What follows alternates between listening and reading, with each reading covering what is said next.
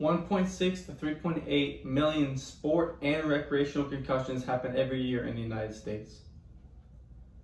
A concussion is a traumatic brain injury caused by a bump, blow, or jolt to the head or body that causes the brain to swell.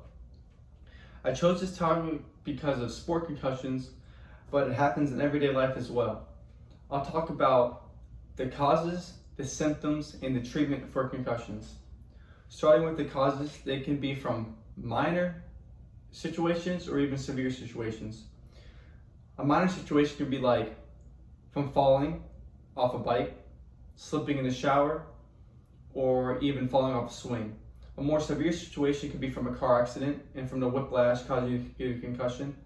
And then maybe somewhere in the middle could be like from sports, from a head-on collision with another player, or just playing the sport and then hitting your head on the ground when you fall. And then some symptoms from sportshealth.com. They've listed the 3 main symptoms with physical symptoms, emotional symptoms, and then changing your sleep pattern. And symptoms all depend on a person's past with concussions and their just past overall health. Starting with physical symptoms, the most common physical symptom for anyone is a headache. And then people can also be dizzy, they can have balance problems, blurry vision, and even sensitivity to light. Emotional symptoms, you can be more irritable, sad, emotional, anxious, and nervous. And then you can be having changes in your sleep, from sleeping during the day, sleeping at night, sleeping less at night,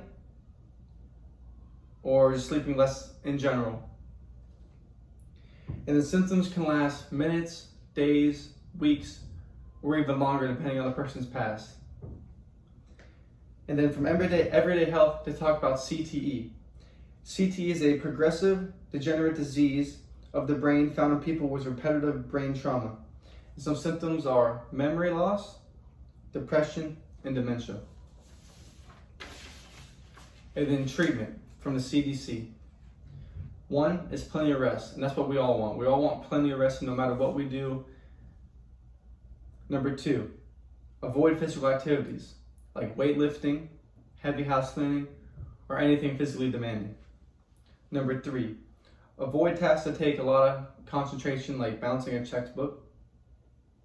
And doing any of these things can slow recovery from a concussion. Most people recover quickly to full recovery, but full recovery can be slowed by a few reasons. Maybe slowed in older adults, young children, and teens, and people with past concussion history. The worst case for concussion, if you haven't fully healed, from Dr. Dixon, she says, if you haven't fully recovered, the second concussion can cause quite a bit of damage.